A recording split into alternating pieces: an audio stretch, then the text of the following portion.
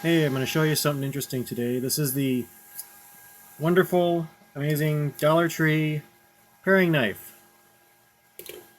Get these at some that they're kind of hard to find sometimes, but they get them every so often.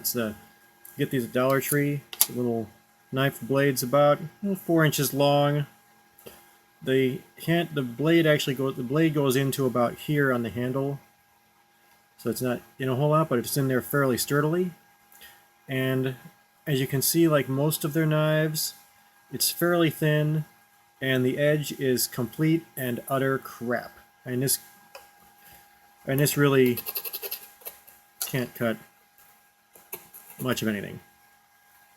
Really secure. See, doesn't really do a whole lot. Well, I'm going to put a new edge on this and make it into an entirely different knife. Let me get my stuff set up, and I will be right back. Alright, so what we have here is a Dremel with the grinding wheel attached. I'm going to take this knife and I'm going to put what they call a Scandinavian grind on the edge. It's going to basically lengthen it a little bit and make it to where it's actually sharp. This is going to be pretty loud, so I'm going to speed this part up and mute it so it doesn't destroy your speakers. So I'm going to grind this down and continue from there.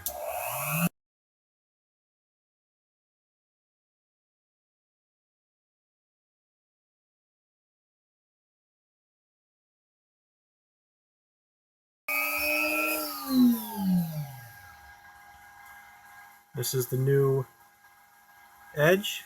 You kind of see it on there. You can see it's a little bit. It's got a little bit less.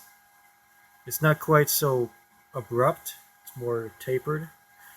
And this is without even sharpening it traditionally. I'm going to sharpen it more later on.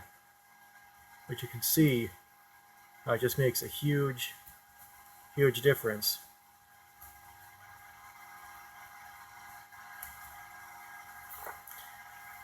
In how the knife works.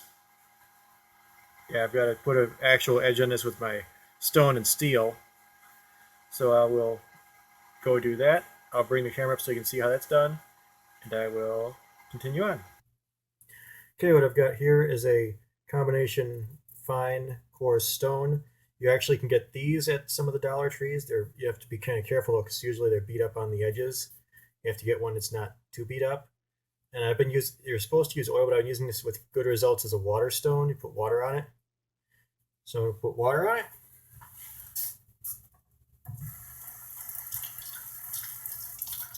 I'm going to start with the coarse side.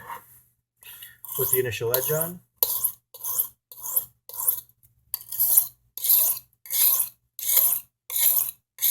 And when you do your initial grind and for sharpening, you want to have the edge. You want to hold the knife at approximately a 15-degree angle, so you get a 30-degree edge on the end, which is, it seems to me to be, it works better than other angles. It keeps the edge longer, especially for this type of stainless steel. You can't run a really hard edge, a really fine edge on it because it'll just bend. And now we're going to do the fine grind.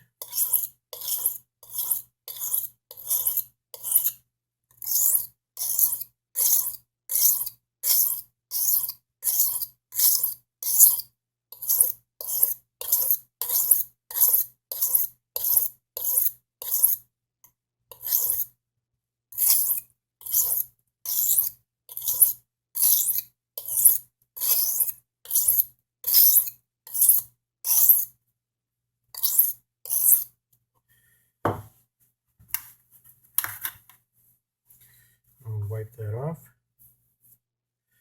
See, it started taking off from that. And I'm going to use a steel to put the final edge on.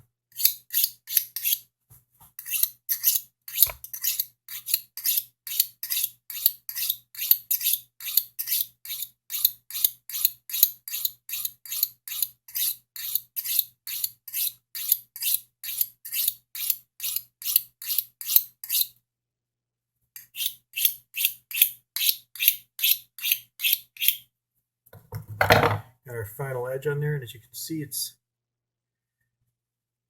pretty much to where I could take this paper towel.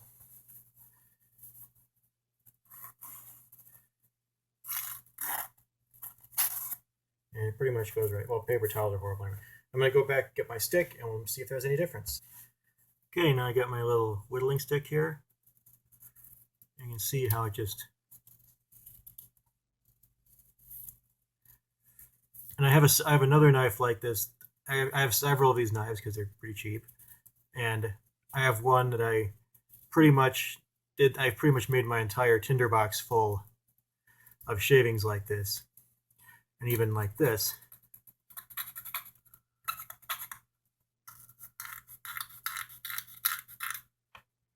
And the edge is still there.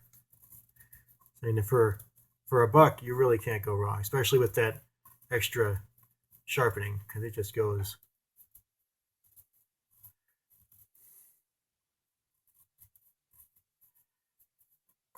And as long as you've got your grinder out, you can actually take this back part and grind it flush. And you can use it as a striker for your fire steel if you have one. Let me get my fire steel and I'll show you. And so here's the fire steel.